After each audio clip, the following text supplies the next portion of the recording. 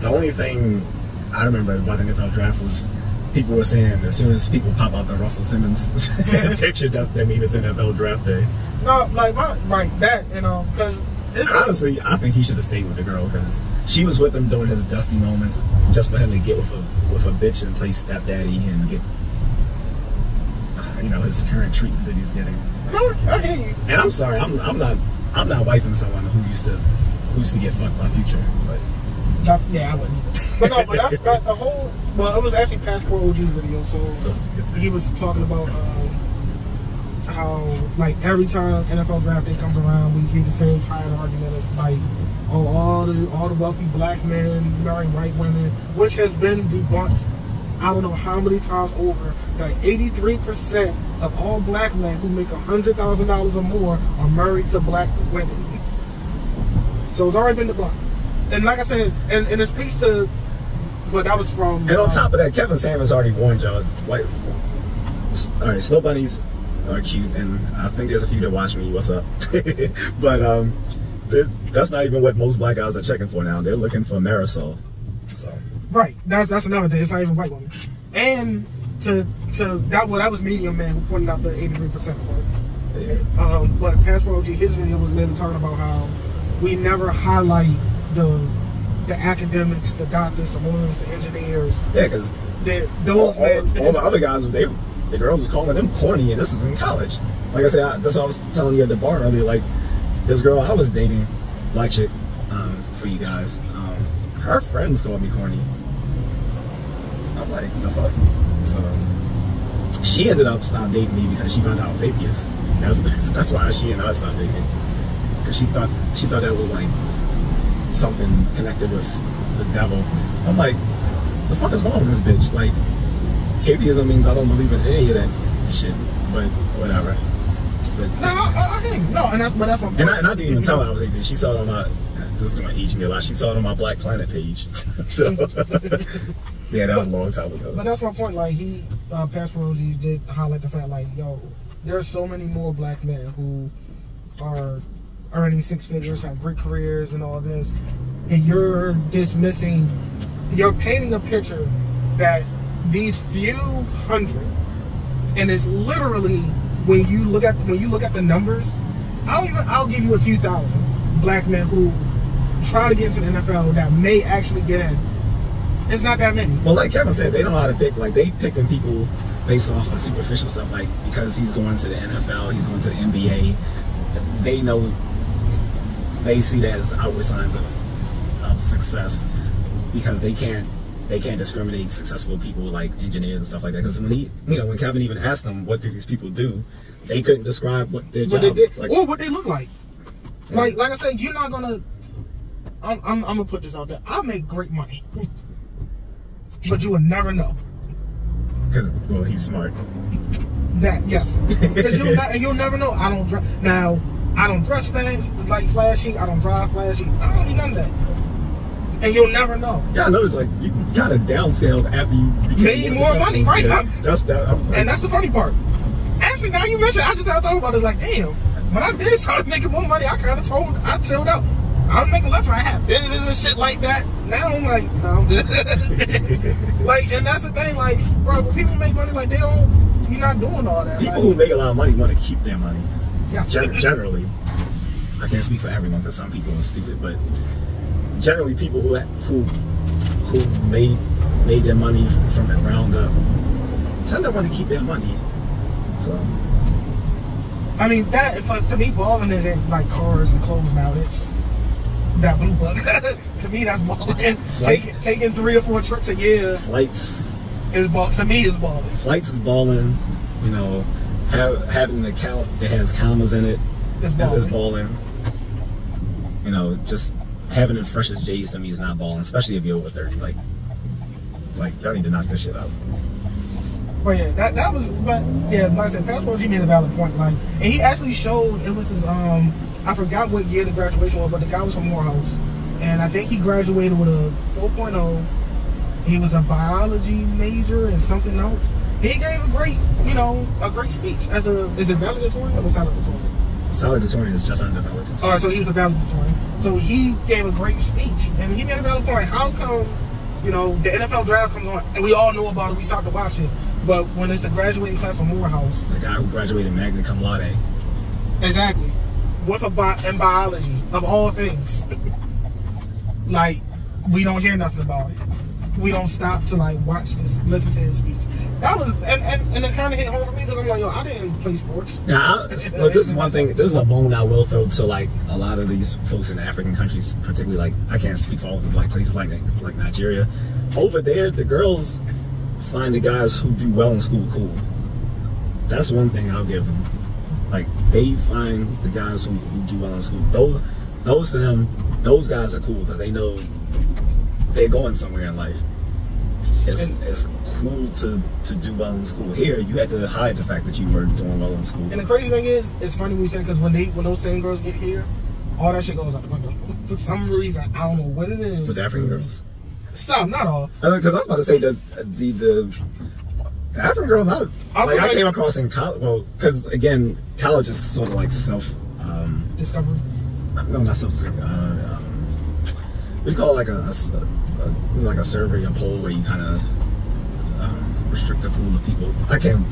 Self-segregate. You can self-segregate in college. Yeah, so it's like, so maybe that was the case, but like the African women I met there, like they love black American men, and I even had like African friends that like was telling me like, you know, the African parents will love like guys like you to date their daughters because they know you're educated, that you're doing something with yourself. So. And that's true. And like I say, but that's true. I'm not gonna say that. I'm not gonna say that's not true, but that definitely is true.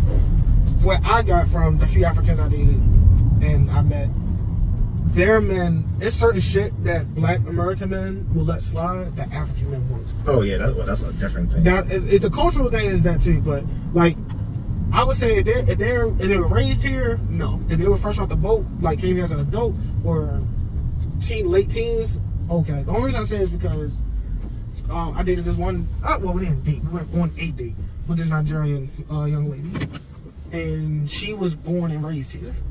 Mind you, her parents, you know, they had great careers. You know, she lived in a very nice neighborhood, went to a very nice school, yada yada yada. Wanted to be an immigration lawyer. But this dummy thought it would be a good idea to be a single parent while going to law school. Mind you, she has nothing to compare with a single parent household to because she never grew up in that. So I asked him, like, yo, what made you, like, how did you come to this idea? Because you didn't see that growing up. You weren't raised in a single parent household. So how did this come about? She said she wanted to be. She wanted to have her kid at 24, 25. And I'm like, well, won't you be in law school? She's like, yeah, well, you'll be married. She's like, no, I'm going to raise the kid myself. And I'm like, wait, what? Before passing the bar? While in law school, she's going to raise a kid. Good luck. Exactly. But then when I looked at her Instagram and I saw her siblings and I saw her, I'm like,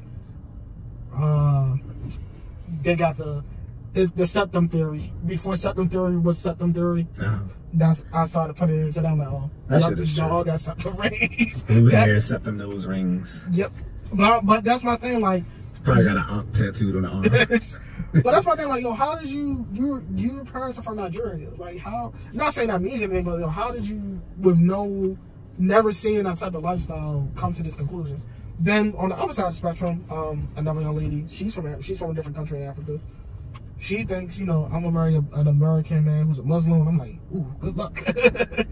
She can find him, but no, but it ain't gonna be what she, and I tried. Well, it's not gonna be what you think it is, because most of these Negroids don't become Muslims until they get locked up. So she can try Philly, but she's not Nation of Islam Muslim. Well, no, most of them aren't Nation of Islam. Most of them are Sunni. Again, how many were actually Sunni before going to jail?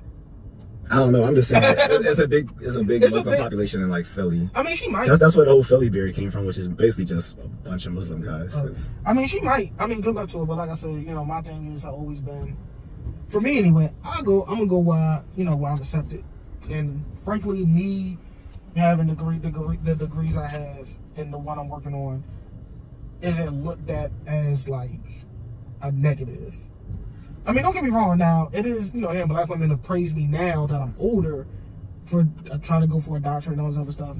But this is, you're over your hump. You know, you got kids now, and I'm like, nah, I'm good.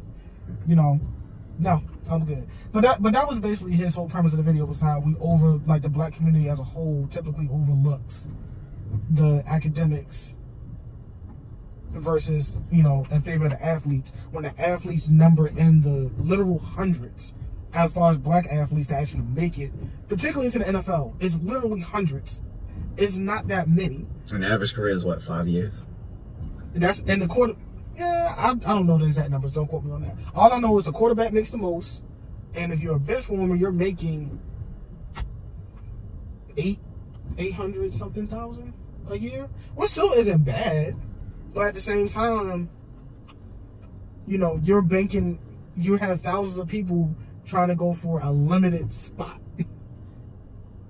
These spots are limited because each team only gets, like, I think it's 53 players on the roster. So how many of those spots open up every year? The last thing I would want to do at the age of 22 is be tied down to someone when I'm about to start my career. Exactly. And as Kevin says, we'll put a lot of times these white girls are bringing these dudes lunch. They do. Taking care of them when they're sick. I've seen it. Like if you know, anyone who attended like a primarily white university, you've seen it. Like, I would see them on the weekends. Like, it was the white girls catering to them. Like, you know, on the weekend, like, they go off to the bars and do whatever. They just be hanging out, and it was nothing but white women, like, all in their face, smiling and stuff like that. I didn't like us. Like, it was black chicks that liked the athletes too, but they weren't trying to compete for the athletes. The white women were showing, hey, I'm interested. I'm gonna make you lunch. I'm gonna cook you soup. I'm gonna take care of when you sick. I'm gonna do all this. Like, they came to the dorms and all that, and I was like, because at first I used to think, man, these niggas are corny. These niggas whack. Because I was brainwashed, like, you know, like a lot of black dudes have been by like black women to keep us in line. Like I said, just like the guy who used to go down to the library I showed you on Maryland Day, and everyone down there, like, on a given day it was just like all Asian, and it was like almost all Asian girls, and he would just go through there like he's in a candy store. He's like, oh yeah. That does sound creepy, but no, because it's funny, because the way he pointed it out, like, he took me with him. He was like, yeah, look at all these women, man. I'm like, all right, but I mean, now I'm worse than him, but whatever. But back then I was like, he has a valid point, and the thing is, but he was cool as shit. Like, he never talked shit about black women like I do, or anything, or anything. He just liked what he liked. But when I mentioned that I'm gonna go see the so and so, he didn't say anything. He didn't curl his lip. He didn't roll his eyes. He didn't say, "Man, why you messing with them?" He didn't say anything. He was just like, yo, that's cool. He had nothing bad to say about them, but they had shit to say about him. I didn't even know they knew about the dude, because he didn't really hang in, like, you know, the same circles that I hung in. But the girl I showed you that day, I don't want to put her out there, but I remember she talked shit about him. She was like, that nigga, he only talk to Asian girls. She said something like snide like that. I'm like, what? Leave that man alone. He has to. I say that dude is nothing but positivity. I remember he was even happy one day. He came up to me and my other homeboy talking about, you know, he got, I think he made scholar. He was like, I think he had like a 3.8, like 3.9, something like that in his college. And then my boy tried to talk shit. He's like, well, that's just criminal justice. I was like, I'm not going to knock it. I was like, yeah, granted, criminal justice is easy, but still, I'm not going to knock the man for doing well, just because it's not a demanding, you know, it's not a difficult field. I was like, he's doing well. I was like, the man is at the top, you know, the top of his class. He likes what he likes. He doesn't, I've never heard one negative thing ever come out that man's mouth. It's the time I knew him in college. And everyone, you know, making jokes about him. It's fucked up. And then when this guy becomes successful and cuts himself off from the black community, then everyone is gonna wonder why. So. Oh, I made it known. Like, I already told you my plan is to go for like an all black. I've already cut my black card a long time ago. So, whatever. But I can do that because I'm actually like black, not fake Trinidadian black, fake Haitian black, fake Kenyan black. Yeah, I said it. fuck it. So, but no, but yeah, originally, like my original statement was, it is a problem when we don't give the academics the accolades, and then we expect these very same men to stay within the community or want to ally themselves. How you expect someone to want to be a part of the community that they've been shunned from? So. Yeah, but that's it. That's basically what Passport OG's video was about. And then Medium Man came back with like the actual numbers of how many people. Actually, I'm sorry. He corrected in his video. It's not 83 now. It dropped down to like 77, I think. So originally it was 83%. And I think in 2021, a black man who made over $100,000 a year that were married to black women, it was 83%. I think it has dropped down to 77 now. Because a lot of them are dating out. Yeah, and and particularly my generation, and younger, like, we can date out, like, bro. And it's not white women. And that's the thing that's funny, because everybody, oh, you just don't get a white woman. I don't. Most of us don't like white women. And nothing against you white women who watch this. What's up? Yeah, I have nothing against, but I have seen some attractive white women. But the thing is, like the one at the bookstore, at the comic book store. Exactly. But the thing is, we're smart enough to understand that racism is still a thing, and we do know the story of Emmett Till and the woman from the Roe v. Wade case. We do know these things about white women. More so me, because I actually know white women owned slaves. White women were the ones who pushed for segregation. Well, that's not my reason for not. Well, I know that's not you. I'm not saying I just find Asian women the most. No, I'm not saying I won't date white women. That's not what I'm saying. But what I'm saying is, white women aren't the threat, because they're still living. They're still American. The problem isn't race. The problem is you're an American. Yeah. And what comes with that. So I'd rather go. Most of us are getting Latino women or Asian women. Some may get Filipino, you get both in one. Some of us are, we may not get American black women, but we may go get Jamaicans, Trinidadians, Haitians, African women, and what so have you. But I'm sorry, you can't convince me to date somebody in America when I'm not thug enough. I'm not, it's just too much to go through. I'm not 6 feet. I don't have a six-pack yet. I do make over 6 figures though. And that's still and I'm disqualified. At that, you'll give me a shot because I have money, and I'm like, I don't want to date you. Why would I date you if I already know you just want me for money? Y'all can have the bear. Have the bear. Have Humphrey, Yogi. That's the word I'm looking for. It's too transactional. At that point, you're just a prostitute with extra steps. Yeah, go have Humphrey if he'll have you. Most of these bears like, the fuck, why are these fucking women coming up to us? But that's my thing, man. It's just, I'm just tired of hearing the whole black men get successful and they only want white women trope. Like, I'm tired of hearing that. They would, like I said, from just my anecdotal experiences, I've seen it was the white women that was catering to them in college. Now, some of them did have black women, but by and large, it was white women who actually put themselves out there, let them know they were available to these guys, and it wasn't just sex. Like, they just showed genuine interest in them when they were still like dusty athletes. Because student athletes, like, it's not like now where now they can actually get paid for their likenesses. Get paid for their likenesses and all this sort of stuff. Athletes were forbidden to make money, so these guys were struggling. Like all their fame came from like their talent and reputation on campus, but other than that, like, they didn't have money to take these girls out and stuff like that. Yet these girls are putting out to them like they were already like multimillionaires. Like they were already getting that treatment like a celebrity before they really had the clout. So if those are the women who are around you treating you like that, of course those are going to be the ones you go after. So whatever. But yeah, Russell Simmons still a simp. Oh, yeah, for sure. I mean, granted, that picture was funny as shit with his ex-girlfriend looking like a Who from the Whoville from a Dr. Seuss book, but she was happy as shit for both of them because she thought she made it too. But and then, honestly, if black women were honest, I just was you don't like these dudes. You like what they can do because right, you like what they can do for you. Just keep it 100. Like, honestly, I think the black community would be better off if black women just said, you know what, we want a transactional relationship. Oh, matter of fact, let me put this on video because I don't think anyone, I don't think anyone's ever talked about this online. So I think I told you about this notorious thing that happened on the University of Maryland a long time ago. Like, apparently someone made like some porn, like, I think it was the Maryland football team. If anyone ever heard of this, leave comments. So apparently they just did a whole train on these chicks, and they hit them out there going, "Go Terps, go Terps, go Terps." And I even met one of the girls, and she was like, "Yeah, I was part of it." I was like, "What?" And she didn't even look like that type. Like she was black. She looked like a mousy sort of like student. I was like, "The fuck, you did that?"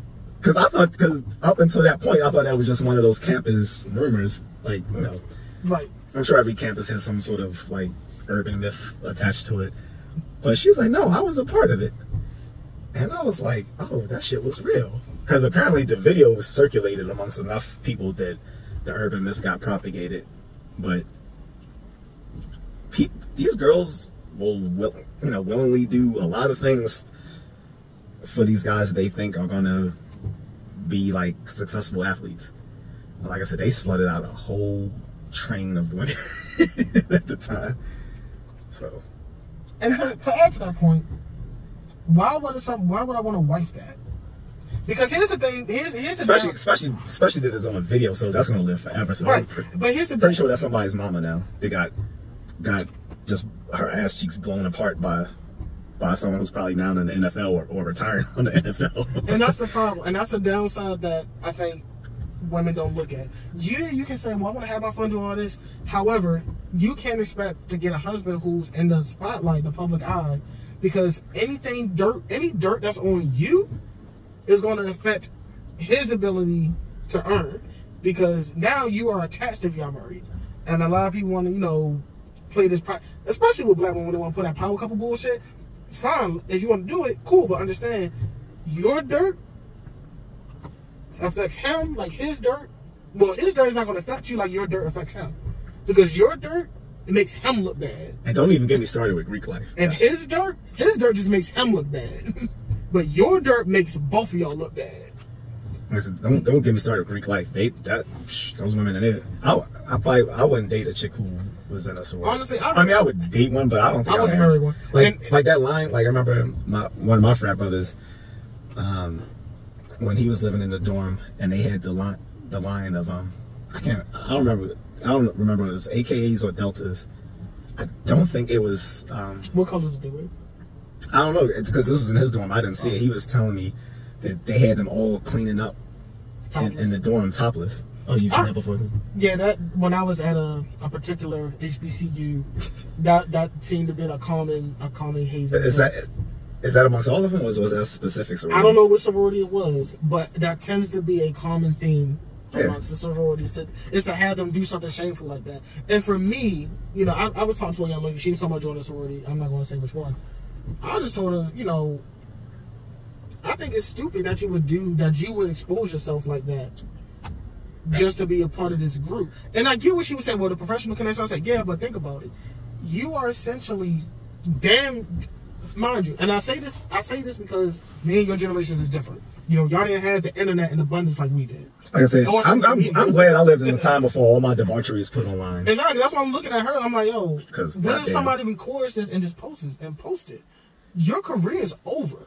Gen X, we're lucky. We did all our dirt before that shit went online, because goddamn. And that's my whole thing. Like, don't get me wrong. I done my fair share of dumb shit. I was gang banging. I did dumb shit when I was young. However, once I hit 18, some shit I'm like, yo, I'm just not doing. Like, because I already know the implications of it later down the line. And for something like that, nah. And not only is it the girls who join the sororities, it's the girls who are groupies of frat guys. So I even got a little bit of it. Like, as soon as, and like, I didn't even cross, like, my friends and I, we actually formed our own multicultural fraternity, like multi-ethnic fraternity. And like, as soon as girls realized I was Greek, I was being treated completely differently on campus, just off the strength of that. And this was a whole brand new organization we brought onto campus. Well, period, because it was a brand new fraternal organization, and I had chicks coming over saying, "Can you paddle me?" and stuff like that. I'm like, okay, all right. So I'm not gonna get too much of that, but yeah. but it just speaks to how, you know, even people say, well, yeah, see, you know, for me, it just speaks to how, I don't want to say depraved, because I'm not against people having fun. I mean, because college kids are gonna do what they're gonna do dumb shit, and I'm okay with that. But my issue is that, you know, I don't want to, don't preach the whole BV, you know, success thing. Why don't you be with a sister? Oh, y'all get successful and you want to date a white woman. Yeah, she got that good shit. Not playing. Go where you're treated better, and that's always gonna be my lesson for black men. Go where you're treated better. Same thing with black women. Go where you're. If Brad is treating you better, or the bear, go with them. By all means, go with Brad. Go with the bear. Go with whoever treats you the best. Yeah, Baloo might treat you well. Put you in a tailspin.